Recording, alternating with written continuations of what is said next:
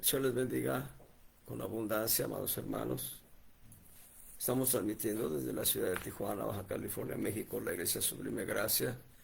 Hemos estado transitando en una reflexión que nos lleva a considerar las sombras o figuras del Antiguo Testamento en cuanto al profeta, sacerdote y rey en tres diferentes funciones que a su vez va a tener nuestro Señor Jesucristo durante su ministerio terrenal. Tres unciones que le llevan precisamente, de acuerdo al espíritu de la profecía dictada en el Antiguo Testamento, a cumplir el Señor Jesús los tres roles de profeta, sacerdote y rey.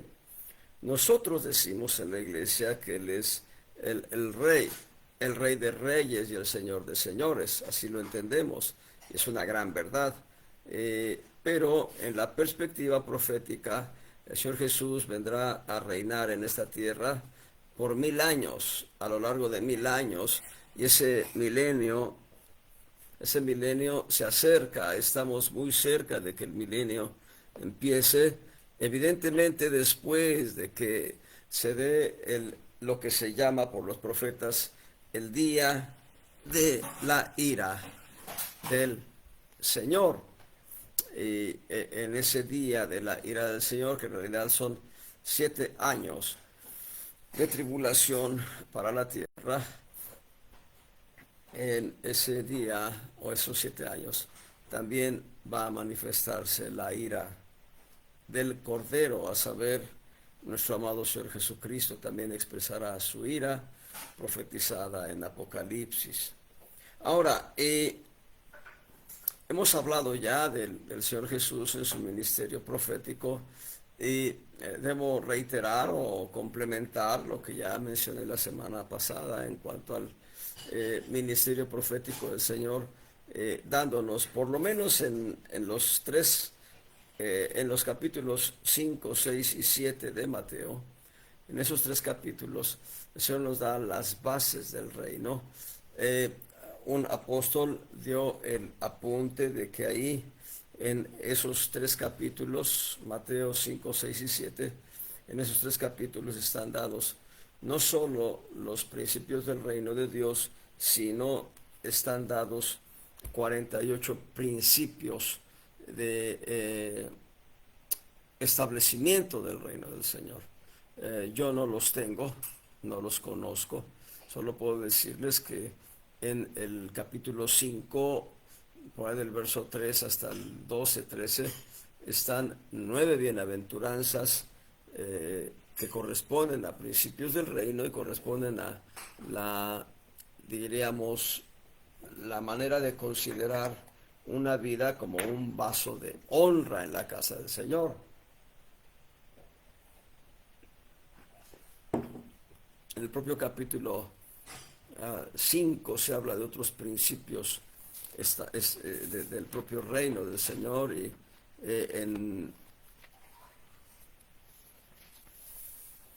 ahí se dice que somos la luz del mundo, que somos la sal de la tierra, la iglesia o el reino de Dios es la luz del mundo y la sal de la tierra. Este mundo, y la palabra mundo, muy importante distinguir. Ahorita voy a hacer una referencia más adelante, pero muy importante distinguir mundo no como planeta Tierra, sino mundo como un sistema eh, social, político, económico, jurídico, religioso, orquestado por el hombre sin Dios. Es una cosa es el mundo, otra cosa es el planeta Tierra. Y bien, ahí en Mateo 5 se nos dice que la iglesia es la luz del mundo y la iglesia es la sal de la tierra. Y debemos alumbrar nosotros con la luz de Cristo, debemos ser el reflejo de la luz de Cristo. En fin, en el capítulo 5 se habla de lo que es una labor del legislador, Cristo el legislador, donde Él nos dice, oísteis que fue dicho, mas yo os digo.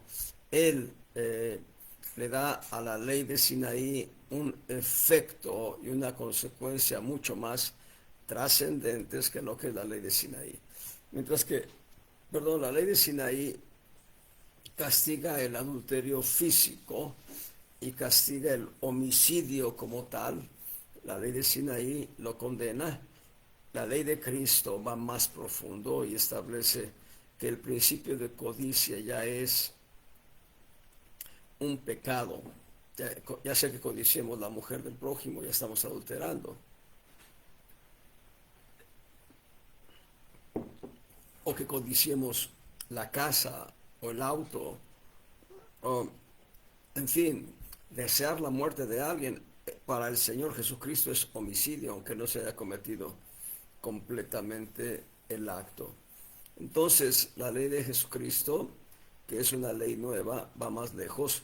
Y aquí es donde Cristo actúa como el legislador. No olvidemos una de las palabras proféticas, parece que está en Génesis 49 o 48, donde Jacob habla a sus hijos bendiciones, pero en esas bendiciones Jacob está dando palabras proféticas y en Génesis 49, el verso 10, no será quitado el cetro de Judá y el legislador de entre sus pies. Aquí se presenta a Judá como el legislador y de la tribu de Judá. En cuanto a lo natural, en cuanto a lo humano, desciende nuestro amado Señor Jesucristo, desciende el Señor Jesús, Jesús el hombre. Entonces él empieza a dar ya principios legislativos en Mateo, bueno, creo que ahí en Mateo, bueno, en Mateo 5, perdón, está hablando de lo que es el principio del amor, eh, no repudiar a la mujer, es un principio de la ley de Cristo. La ley de Sinaí establecía un principio que algunos han confundido como la dispensación de un divorcio. Es todo un tema que no voy a desarrollar ahora, pero en realidad la ley de Sinaí hablaba solamente del repudio por causa de fornicación y la fornicación es distinta del adulterio. Pero bueno, la ley de Sinaí decía eso, pero la ley de Cristo, el legislador, que es Cristo, va a ir más lejos y va a decir que no repudiemos, que no repudiemos a la mujer, a menos que sea por causa de fornicación. Pero va a decir algo muy importante, que no, más bien que no hagamos el repudio eh, cuando la mujer ya es casada o cuando la mujer ya está eh, comprometida en matrimonio. No se puede hacer el repudio, dice el Señor Jesús, salvo, dice, causa de fornicación. Y dice el Señor Jesús que si uno repudia a la mujer, provoca que la mujer al unirse a otro varón va a caer en adulterio, pero el varón que ha repudiado a la mujer al unirse a una mujer distinta también cae en adulterio. La ley de Cristo, vemos al legislador, el legislador actuando y perdón, perdón. Ahí en Mateo capítulo 6 va a hablarnos el Señor de lo que son las limosnas, de lo que es la oración y de lo que es el modelo de oración, la oración modelo, el Padre Nuestro. Ahí nos va a dar un conjunto de 9 principios por lo menos de cómo orar correctamente ante el Señor. Y luego va a decir que nuestros ojos son como la lámpara del cuerpo y nuestros ojos proyectan ya sea luz o tinieblas. El Señor quiere que proyectemos la luz de Cristo. En fin, el capítulo 7 contiene lo que se llama la ley de oro o la norma de oro en el verso Mateo 7, verso 12. Lo que quisieres que hagas contigo, eso hacer tú. Y solamente que alguien se encuentre en una condición demencial. Solamente un loco va a desear que le hagan daño, va a desear que lo golpeen o incluso que le quiten la vida. Pero una persona coherente, una persona normal, lo único que va a desear es bendiciones. Bueno, el Señor dice, si tú deseas bendiciones para tu vida, haz bendiciones para los demás.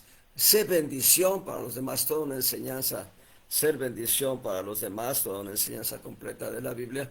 Y dice, sé tu bendición, aunque los demás no lo sean. Y no porque tú seas bendición van a ser los demás bendición para ti. No, lo único que está diciendo es todas las cosas que quisieres que los hombres hiciesen con vosotros, así también haced vosotros con ellos, porque esta es la ley y los profetas. Y ahí está el Señor ya dando la interpretación jurisprudencial de la ley. El Señor, Él es el legislador, el Señor Jesucristo es el legislador, y también Él es el eh, intérprete correcto de la ley. Bendito sea Cristo.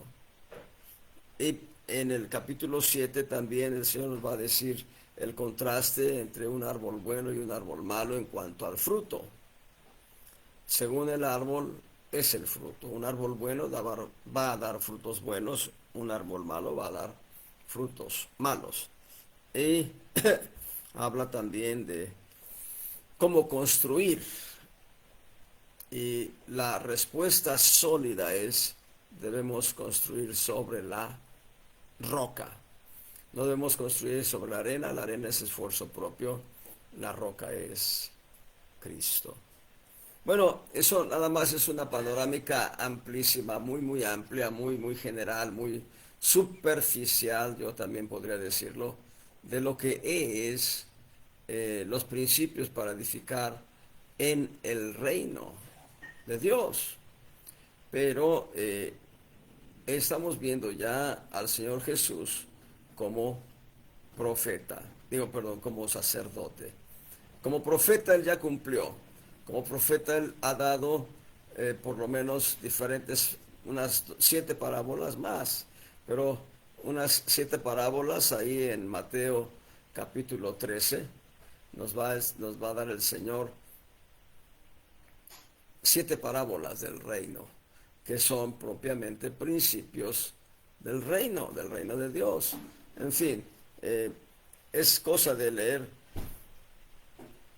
los 4 evangelios y la glosa que hacen en las epístolas del apóstol Pablo a las iglesias, las epístolas universales y el libro de los Hechos, las glosas que se hacen en cuanto a los hechos o eventos del Señor Jesús en esta tierra para complementar toda la visión profética de Él. Pero también hemos dicho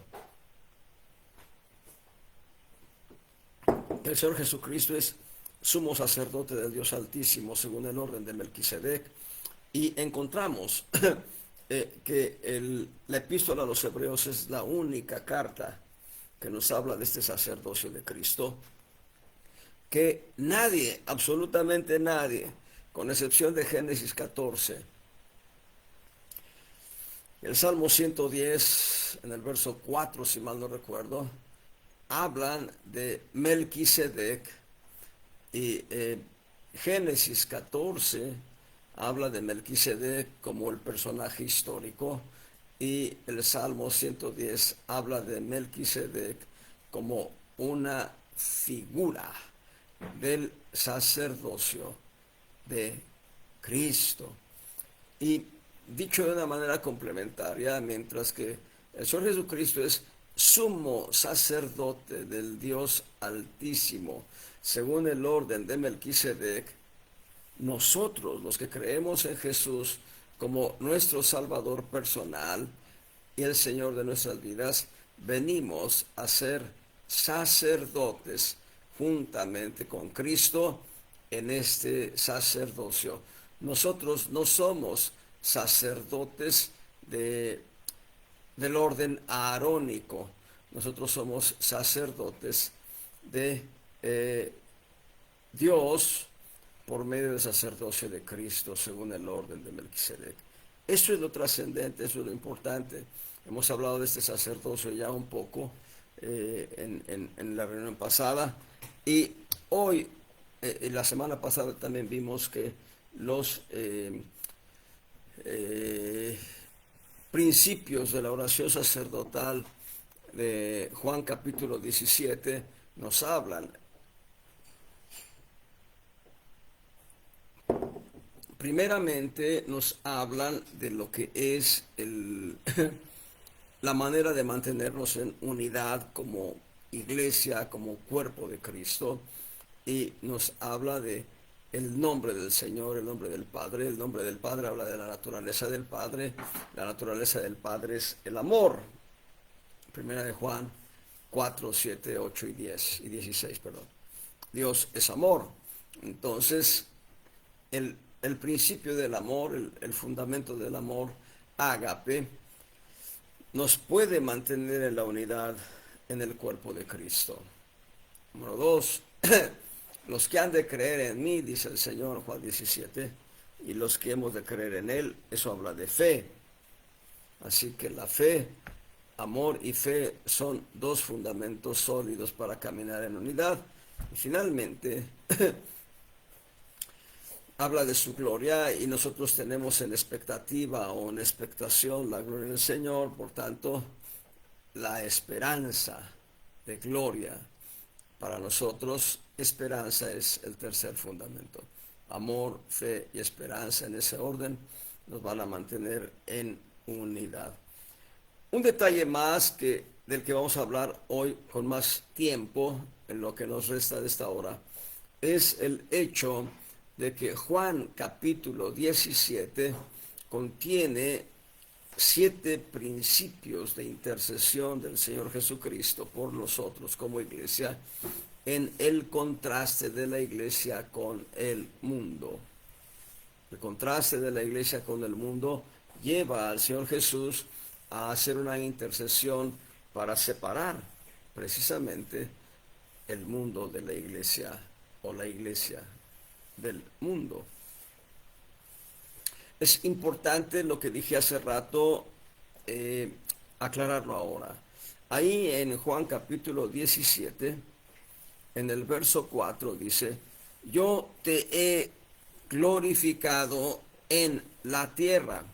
Y cuando habla de tierra, habla de el suelo, habla de el planeta, perdón, como tal, no habla del mundo de manera puntual. El texto va a decirnos que la palabra tierra en griego es gai o g. Strong le da esta pronunciación, gai, g-h-a-y. La manera que se escribe en griego, transliterada al castellano, sería ge, nada más.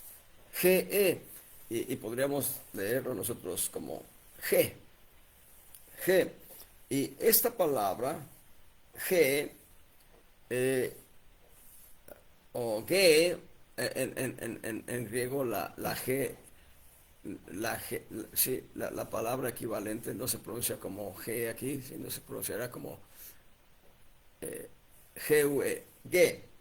No es G, sino ge, como lo estoy pronunciando, G-U-E, ge.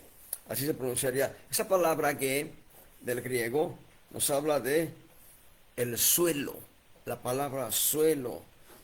Por extensión se puede hablar de una región, se puede hablar del planeta completo, todo el globo terráqueo. También se puede entender como un país, una localidad, un municipio, una colonia. La palabra ge aquí, tierra, nos habla de la tierra sólida, del suelo específico. Yo menciono, estamos transmitiendo de Tijuana porque estamos en la ciudad de Tijuana. Y eso podría identificar como parte de esta palabra, ge, tierra. Pero dice, yo te he glorificado en la tierra. Y dice algo más. He acabado la obra que me diste que hiciese. Muy bien. Pero nosotros podemos ver en el verso, déjenme encontrar uno de los versos que habla del mundo, en el verso 9, por ejemplo. En el verso 9 Dice, yo ruego por ellos, no ruego por el mundo, sino por los que me diste, porque tuyos son. La palabra mundo aquí es cosmos. Tierra es ge, cosmos, perdón, mundo es cosmos. K-O-S, M-O-S, K-O-S-M-O-S, cosmos.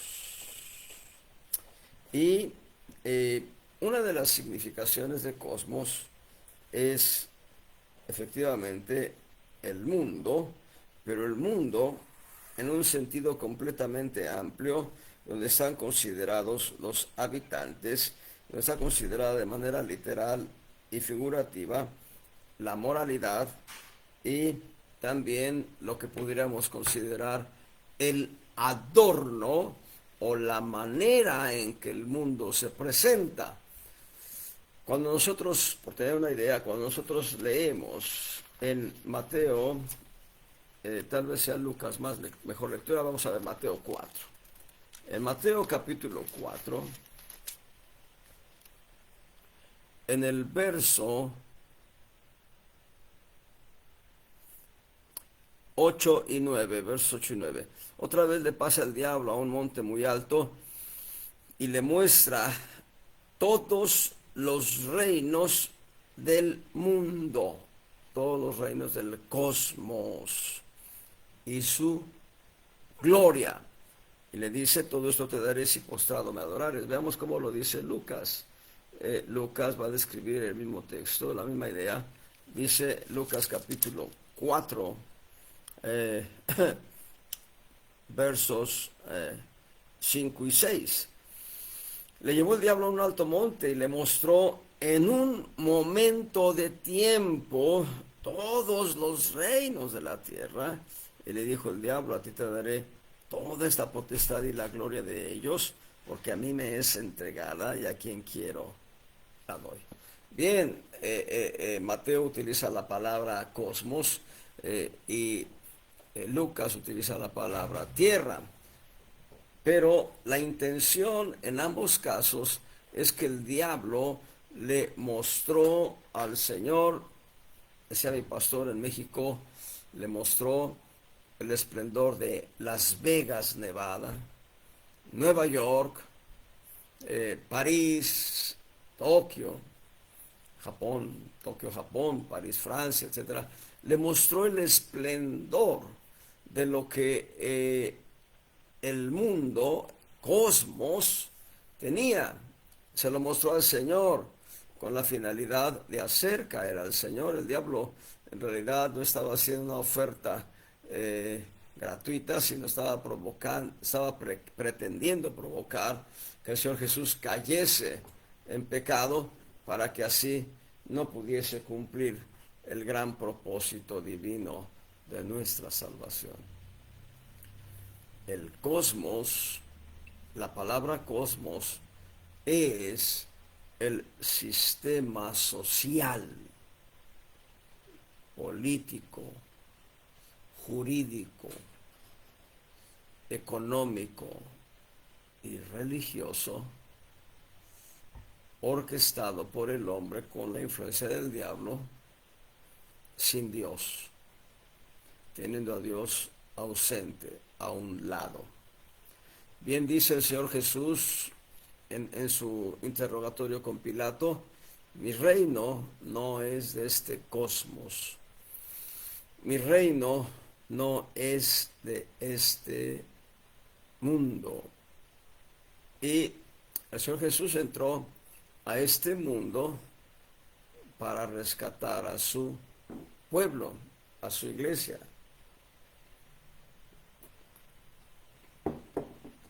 Así que el Señor inicia su ministerio profético a la edad de 30 años promedio, según el Evangelio de Lucas, y a lo largo de 3 años y medio ejerce ese ministerio profético dando a conocer los principios del reino, dando a conocer las bases del reino, dando a conocer cómo se forma el reino, para llamar precisamente a los que han de ser parte de su reino. Porque tengan ustedes una idea, hace unos 70 y tantos años, no puedo precisar ahorita 76, no sé, 78 años, se formó la nación de Israel en un territorio en el que había pocos israelitas, pocos descendientes de Jacob. Pero lo que sucedió enseguida es que muchos israelitas que estaban diseminados en todo el mundo empezaron a viajar a Israel para asentarse en su territorio, en su tierra prometida. Había israelitas habitando en Argentina, en Japón, no sé, pero había israelitas habitando en Argentina, en la Unión Soviética, como no, había ahí muchos israelitas en Alemania, en Europa, en toda Europa había israelitas asentados, en Estados Unidos, y muchos empezaron a viajar al territorio de Israel y establecieron, la nación ya estaba establecida por un acuerdo de la ONU, de la Organización de Naciones Unidas, y lo que hicieron aquellos israelitas es, identificándose con esa nación que surgía, que nacía en un día, viajar hacia ella. Lo que hace la iglesia es tomar por la fe el llamamiento que hace Cristo para que vengamos a formar parte de su reino. Entonces nosotros formamos parte de un reino completamente ajeno al cosmos de esta tierra. El libro de Hebreos dice, tomando, poseyendo el reino inmóvil. El reino inmóvil no está en esta tierra. El reino inmóvil es el reino de Cristo.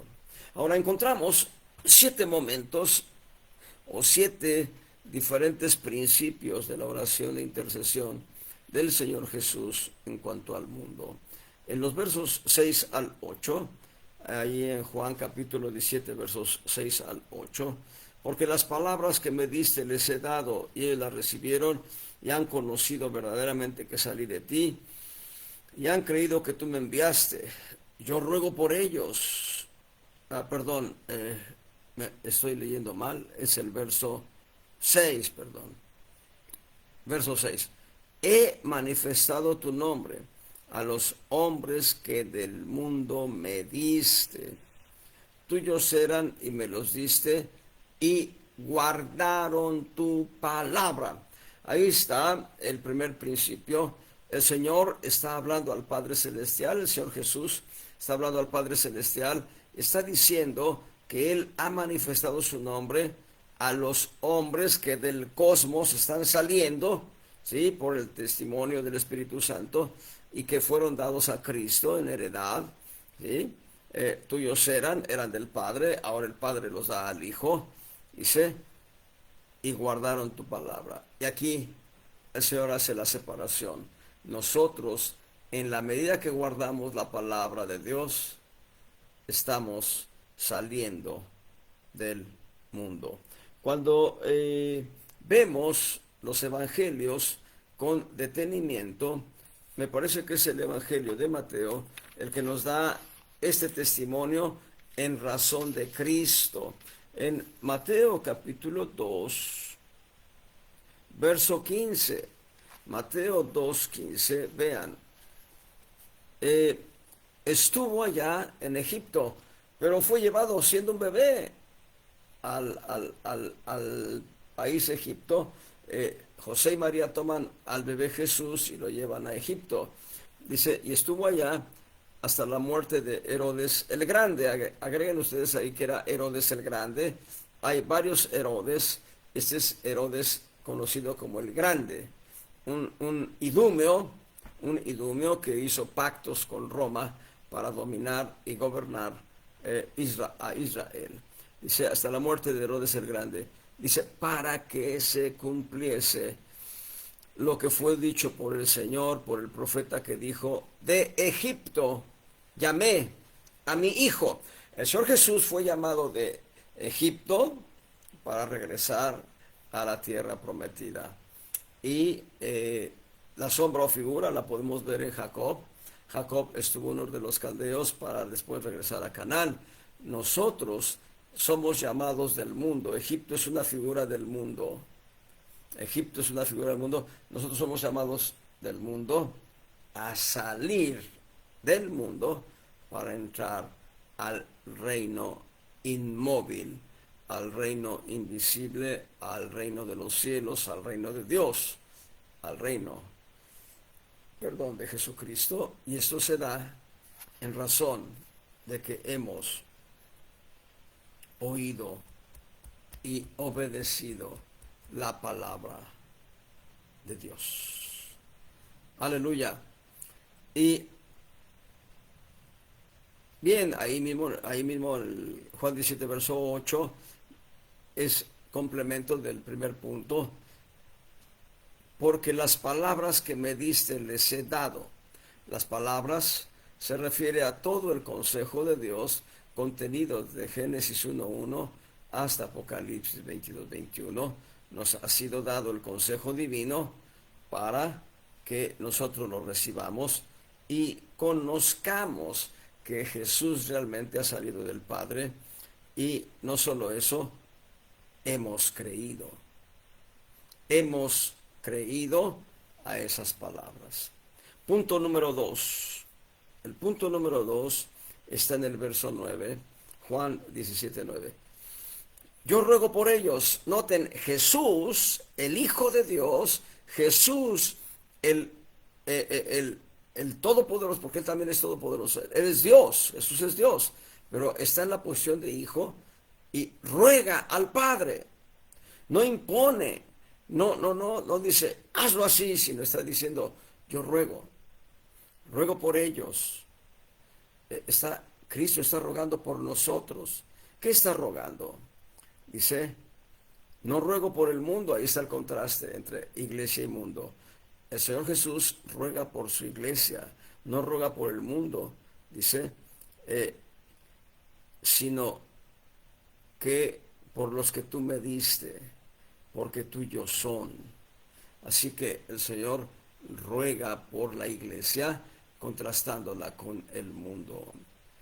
Hermanos, cada uno de ustedes, de los que escuchan este mensaje, puede decir categóricamente que en una o en diferentes maneras estuvo a punto de morir cada uno de ustedes antes de su tiempo, pero hubo un ruego delante del Padre que los guardó, ya sea para que viniesen al conocimiento de la verdad después, o ya habiendo conocido la verdad de Jesucristo, el Señor los guardó porque todavía no era su tiempo, no era el tiempo de su partida.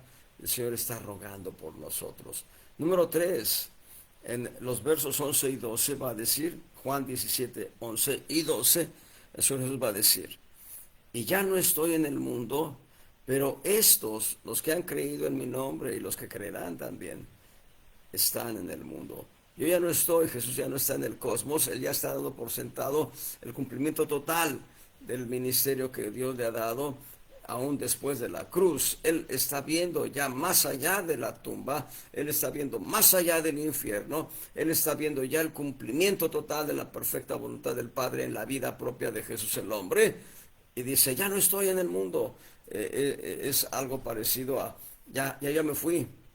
Todavía Él, después de la resurrección, después de levantarse de los muertos, Él estuvo 40 días deshaciendo obras del diablo en esta tierra. Pero Él va a decirlo en un anticipo del cumplimiento perfecto de la voluntad del Padre. Ya no estoy en el mundo, ya no estoy en el cosmos, ya no estoy en ese sistema social, jurídico, político, religioso, económico, ya no estoy ahí. Mas ellos, la iglesia, los que han creído, los que hemos creído, los que han de creer, estamos en el mundo. Y yo a ti vengo, Padre Santo, a los que me has dado, guárdalos por tu nombre, para que sean una cosa como también nosotros. Verso 12. Cuando estaba con ellos en el mundo, en el cosmos, yo los guardaba en tu nombre. A los que me diste yo los guardé, y ninguno se perdió sino el hijo de perdición, para que la escritura se cumpliese. Ahora notemos entonces que el Señor en su ministerio terrenal siempre protegió a sus discípulos. Y hay una palabra que es conmovedora cuando el Señor ve a Jerusalén y dice: Jerusalén, Jerusalén, que matas a los profetas y a los que son enviados a ti. ¿Cuántas veces quise cubrirte como la gallina cubre a sus pollos y no quisiste? No habla a una ciudad muerta, habla a una ciudad viva, habla a una comunidad de gente que habitaba la ciudad de Jerusalén, que en su mayoría le rechazó. Y él guardó siempre a sus discípulos. El Señor Jesús siempre los protegió. El Señor Jesús nos protege ahora, aún a pesar de que a veces nos portamos mal. El Señor nos protege, nos guarda y hace una oración muy preciosa al Padre, que el Padre nos guarde. ¿Saben? El Padre tiene toda autoridad. Dios el Padre tiene toda autoridad por completo. El Hijo ha venido a someterse al Padre para mostrarnos a nosotros la forma de sometimiento. Bendito sea el Señor. Y el Espíritu Santo ha decidido caminar en un perfil más bajo, pero el Espíritu Santo es Dios y Cristo es Dios también.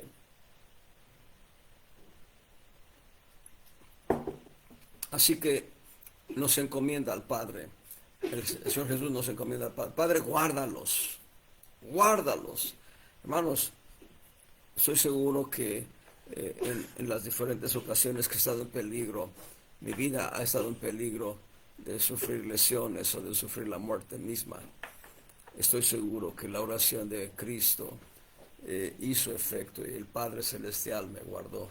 El Padre Celestial metió su mano para que yo no sufriera consecuencias. Puedo decirles de manera muy rápida, estuve a punto de ahogarme en una alberca en Huastepec.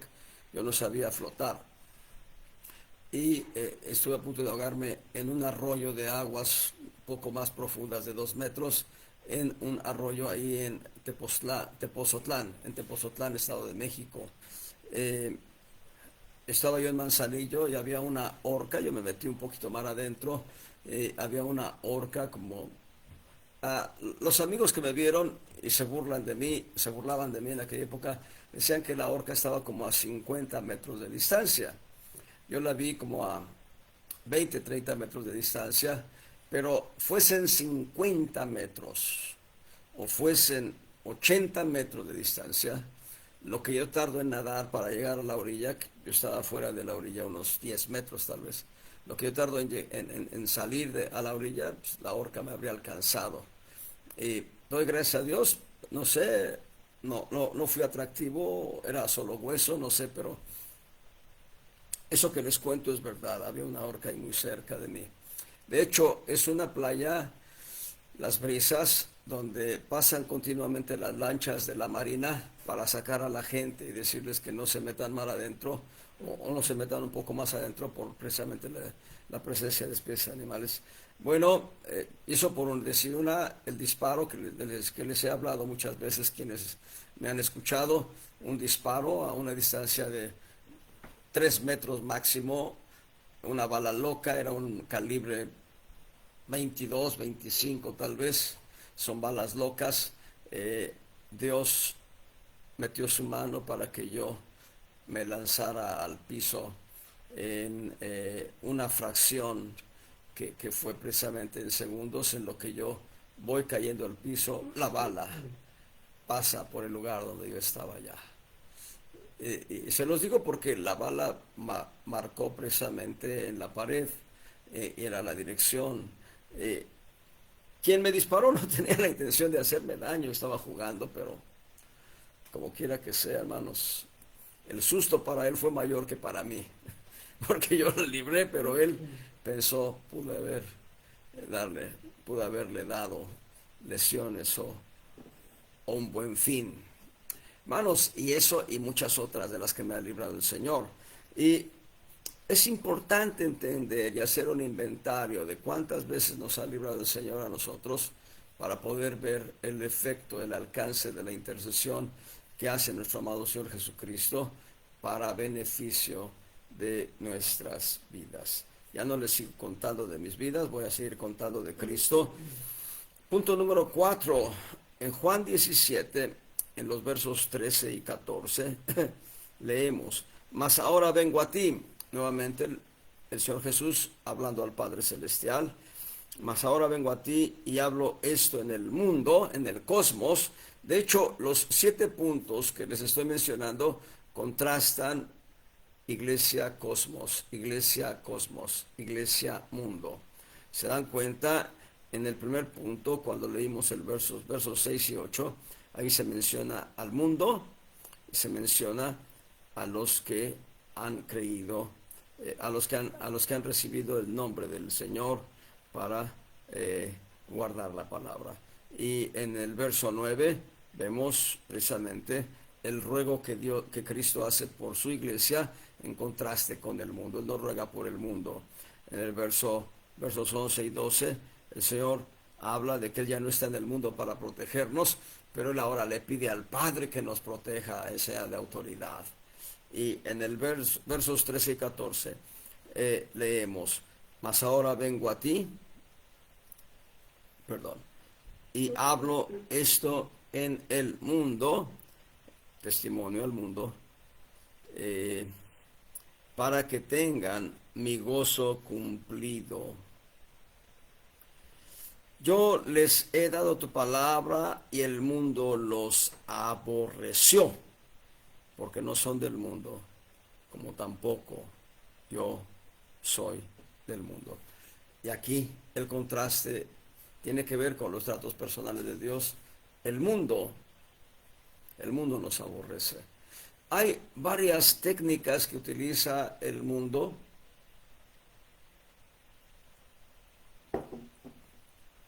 para mostrar su repudio hacia nosotros los cristianos. Voy a mencionar algunas técnicas. Número 1, nos rechaza por completo. Oye, el mensaje de Cristo, no quiero oír nada, no quiero saber nada. Les das un tratado, lo hacen chicharrón, lo tiran al cesto de basura. Pero hay otras maneras. Oye, yo sé que tú eres cristiano, pero vamos a celebrar a la guadalupana. ¿Qué te parece si vienes a la fiesta? Al hacerte partícipe del pecado, manifiestan cómo te aborrecen. Pero vamos más lejos, y esto es más terrible. Así como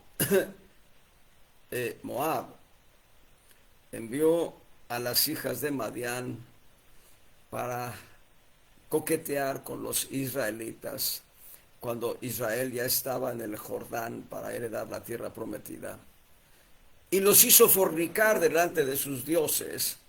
Así no faltará mujer que venga y que te coquetee con la finalidad de hacerte caer en fornicación o en adulterio, y seas avergonzado delante de Dios. Y esto es en razón de que el mundo nos aborrece. No somos compatibles con el mundo. Al día de hoy, el hecho de que una minoría, escuchen bien, una minoría en todo el mundo, y vuelvo ahora sí, el mundo, el cosmos, una minoría en el mundo esté moviendo leyes en diferentes países con la finalidad de ser aceptados en las comunidades con una conducta normal, la cual a los ojos de Dios, además de ser anormal, es pecado. Estoy hablando del homosexualismo, el lesbianismo. Bueno, hoy esas comunidades asociadas a gente que no tiene a Cristo, no tiene temor de Dios en su corazón, nos condenan, nos ven mal. Dice la Escritura, ¡ay! La palabra ay sin H es una expresión de dolor, pero es una expresión de maldición. Ay de aquellos que a lo bueno llaman malo y a lo malo llaman bueno. Y eso se da porque nosotros no somos del mundo. Somos embajadores, dice Corintios. Embajadores del reino celestial en esta tierra, frente al mundo, frente al cosmos, frente a ese sistema social, jurídico, político, económico, religioso, que quiere hacer las cosas a su manera. El Papa León XIV acaba de decir que la Iglesia Católica debe buscar amoldarse, debe buscar maneras de adaptación. Eso no lo dice la palabra de Dios. El cielo y la tierra pasarán, pero mi palabra no pasará. Y la palabra de Dios tiene cumplimiento, y la palabra de Dios manifiesta que es abominable a los ojos del Señor esas conductas de pecado. Esas y otras más. Hay conductas de pecado perversas, terribles, porque el mundo nos aborrece. Así que cuando alguien te invite a algo, considera primero quién te invita y a qué te invita. El proverbio dice que nosotros debemos ser cuidadosos y poner cuchillo a nuestra garganta, dice el proverbio. El hombre de mal ojo.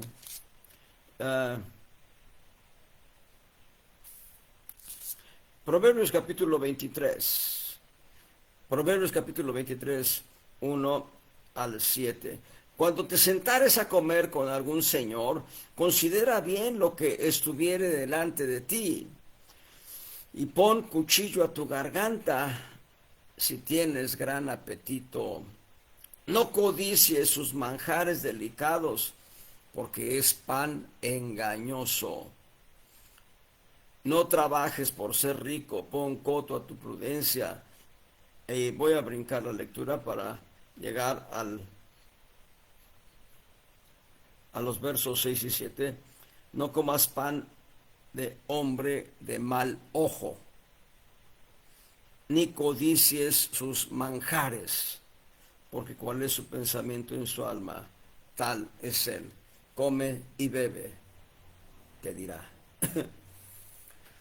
Y hay gente que se acerca a ti y que te ofrece dádivas para después cobrártelas a cambio de favores que van a convertirse en manchas a tu vida. Debemos tener cuidado porque el mundo no ama a la iglesia de Cristo. El mundo aborrece a la iglesia de Cristo, pero la oración del Señor Jesús es que Dios nos guarde. Bien, quinto principio, en los versos 15 y 16, 15 al 17. No ruego que los quites del mundo, muy importante. No ruego que los quites del mundo, sino que los guardes del mal. No son del mundo, como tampoco yo soy del mundo. Santifícalos en tu verdad, tu palabra es verdad. ¿Por qué el Señor Jesús no ruega que nos quiten del mundo si ya en los versos anteriores ha dicho que nos aborrece el mundo? ¿Por qué? Bueno, hay una razón muy importante que es el quinto principio, el plan de Dios. Si ustedes aplican las 7 relaciones básicas, verán, en el punto número 1, guardaron tu palabra. En el punto número 2, contrasta con el mundo. El punto número 3, la autoridad del Padre guardándonos. El punto número 4, el mundo nos aborrece. Punto número 5, permanecemos en el mundo para dar testimonio de Cristo al mundo. La razón de nuestro testimonio al mundo es en varias direcciones. Voy a decirles por lo menos 2 diferentes direcciones. La primera, ¿tú conoces los que van a ser salvos? ¿Tú conoces? Pregunto. Es una pregunta. ¿Conoces tú los que van a ser salvos? Yo no los conozco. Por tanto, mi deber es testificarle a toda la gente. Entonces, ¿quién sí conoce a los que van a ser salvos? Dios. Aleluya. Entonces, ahí van las dos líneas. Permanecemos en esta tierra para dar testimonio al mundo, a los que van a ser salvos para que se conviertan a Cristo, gloria al Señor. Y a los que no van a ser salvos, para que delante del Señor en el trono blanco no tengan pretexto. Nadie, absolutamente nadie, en esta dispensación de gracia podrá morir y decir, nadie me habló de Cristo, nadie. Hay muchas maneras ya de testificar de Cristo. Hoy en día hay mecanismos mucho más abundantes que los que hubo hace 100 años. Así que tratados evangelizadores, gente predicando en las calles, gente predicando en las iglesias a las almas perdidas, gente dando testimonio con su vida. Cuando alguien viene y te dice, eres otra persona, eres diferente, ¿qué pasó contigo? A mí me lo dijeron. Un amigo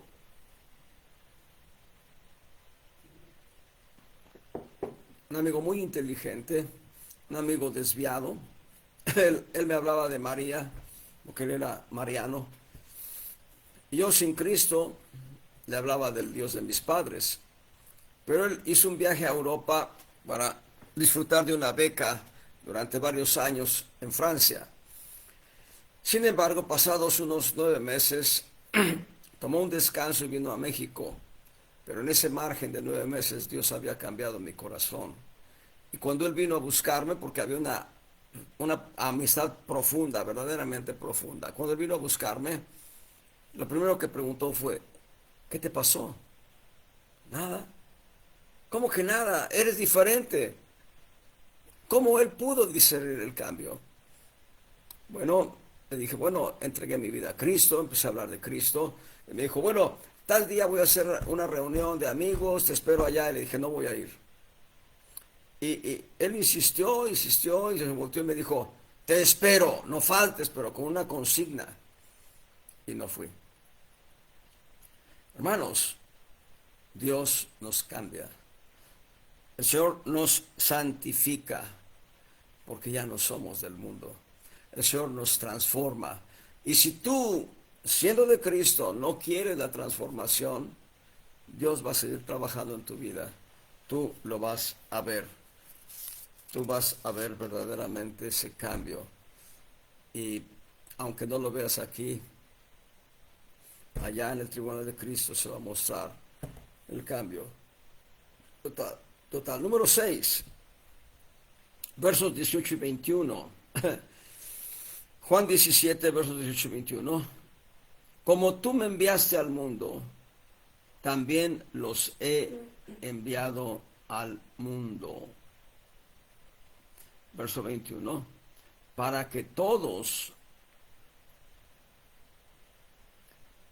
sean una cosa. Esa palabra sean una cosa se puede leer de una manera más amplia y correcta, para que todos caminen en unidad. Voy a leer el contexto completo, dice del 18 al 21, los 4 versículos voy a leerlos.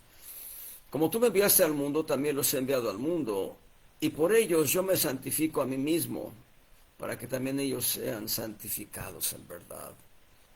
Mas no ruego solamente por ellos, sino también por los que han de creer en mi nombre por la palabra de ellos, para que todos ellos caminen en unidad, como tú, oh Padre, en mí y yo en ti, que también ellos sean en nosotros la unidad, para que el mundo crea que tú me enviaste.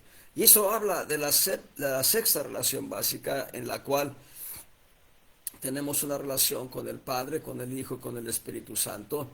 Y aquí el Señor Jesús está hablando de la unidad y la armonía que tienen el Padre, el Hijo y obviamente el Espíritu Santo. Las 3 personas de un solo Dios verdadero, no son 3 dioses, es un solo Dios, 3 personas en un solo Dios. Pero el Señor está apelando a la unidad de la iglesia.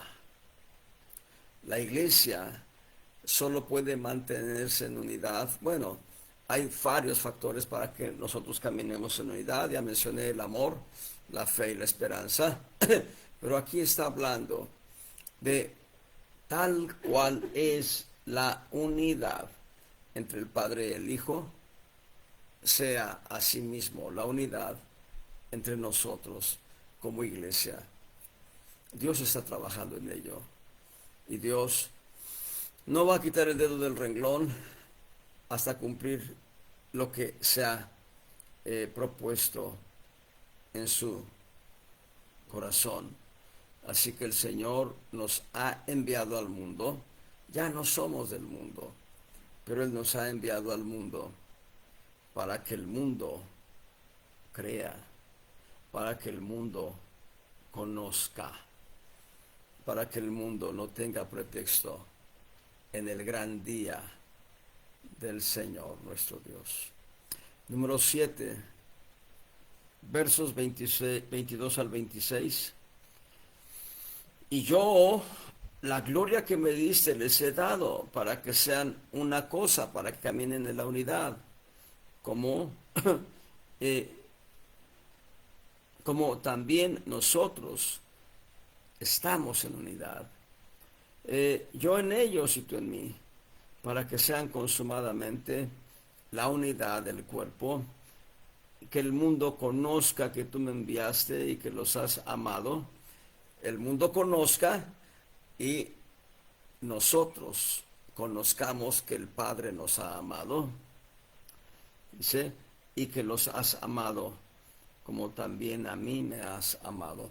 Y aquí es donde estamos al nivel del amor que tiene el Padre sobre el Hijo.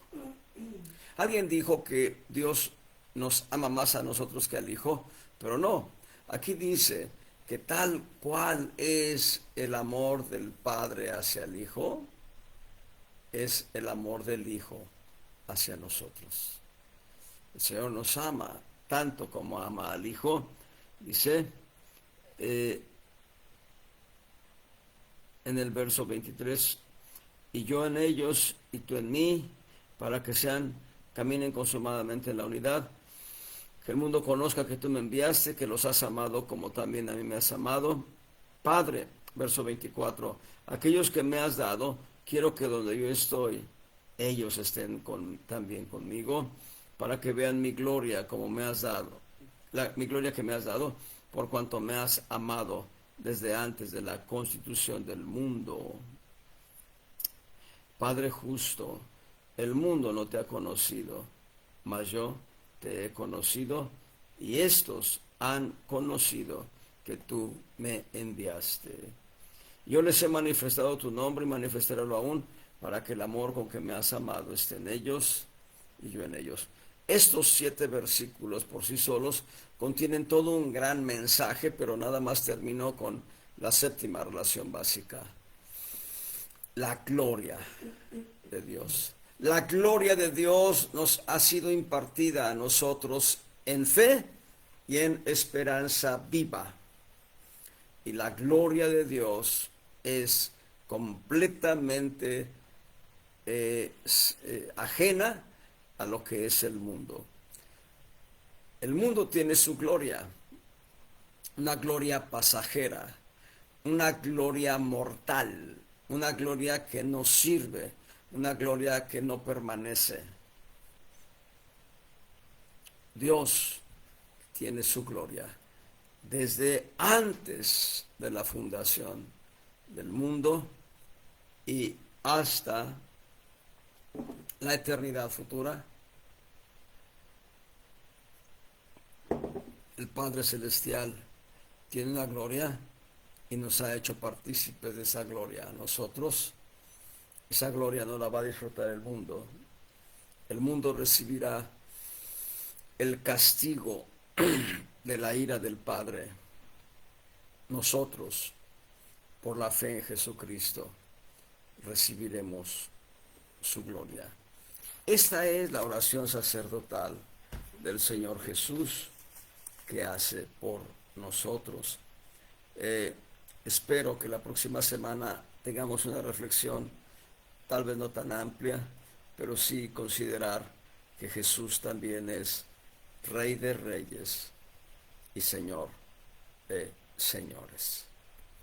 Dios les bendiga abundantemente, amados hermanos.